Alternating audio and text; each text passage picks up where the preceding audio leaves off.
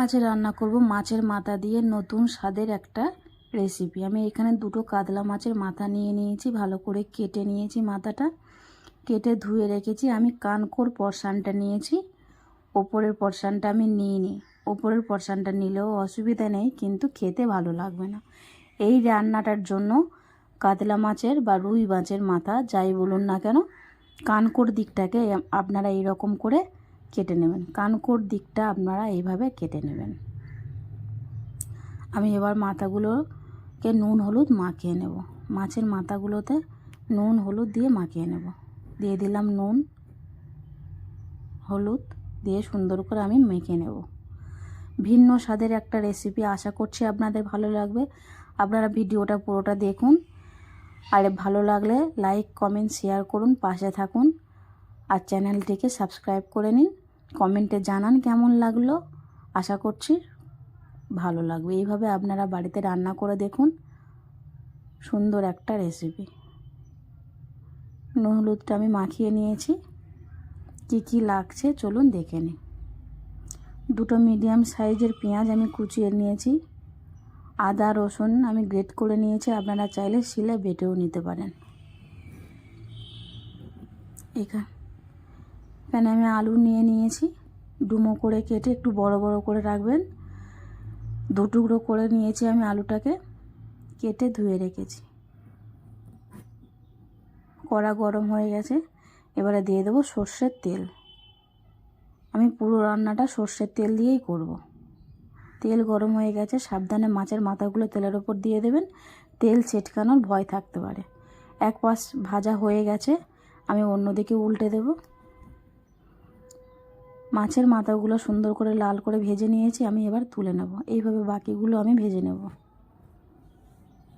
সব মাছের মাথা ভাজা হয়ে গেছে, একই তেলে আমি আলুগুলো লাল করে ভেজে নেব। আলুগুলো ভেজে নিয়েছি, এবার আমি তুলে নেব। আরও একটু তেল দিয়ে দিলাম। তেলে আমি পেঁয়াজ দিয়ে দেব।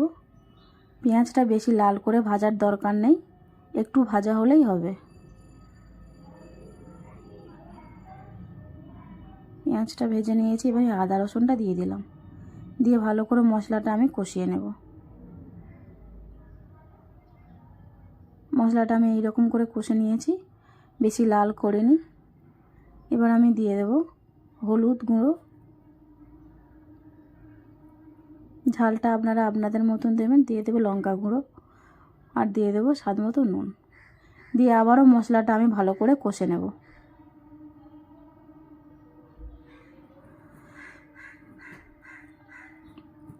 মশলাটা আমি ভালো করে কষিয়ে নিয়েছি। এবারে ভেজে রাখা আলু আর মাছের মাথাটা দিয়ে দেব। দিয়ে একটু নেড়ে দেবো, আর সাবধানে নাড়বেন যাতে মাছের মাথাগুলো ভেঙে না যায়। মাছের মাথাগুলো দেখবেন যাতে গোটা গোটা থাকে। ভালো করে 2 থেকে 3 মিনিট ধরে আমি নেড়ে নিয়েছি ঢাকা দিয়ে দিয়ে। দেখুন একটাও মাছের মাথাও ভাঙেনি। সাবধানে একটু নাড়ার সময় সাবধানে নাড়বেন।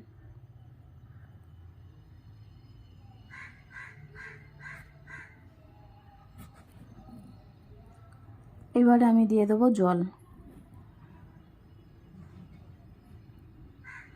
জলটা দিয়ে একটু নেড়ে দেবো, দিয়ে কিছুক্ষণের জন্য আমি একটু ফুটতে দেব। ঝোলটা ফুটে গেছে আর গা মাখো মাখো হয়ে গেছে। আমি 2-3 বার ধরে নেড়েও দিয়েছিলাম, 2-3 বার, আর গায়ে একটু মাখো মাখো হয়ে গেছে ঝোলটা। এবার আমি নামিয়ে নেব।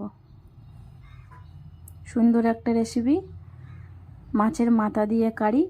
আপনারা এইভাবে বাড়িতে বানিয়ে খান, আশা করছি ভালো লাগবে। দেখতেও কত সুন্দর হয়েছে দেখুন, খুবই ভালো একটা রেসিপি। ভালো লাগলে কমেন্টে জানান, লাইক করুন, চ্যানেলটিকে সাবস্ক্রাইব করে নিন, পাশে থাকা বেল আইকনটি অন করে নিন, আর আমাদের পাশে থাকুন। ভালো থাকুন, টাটা।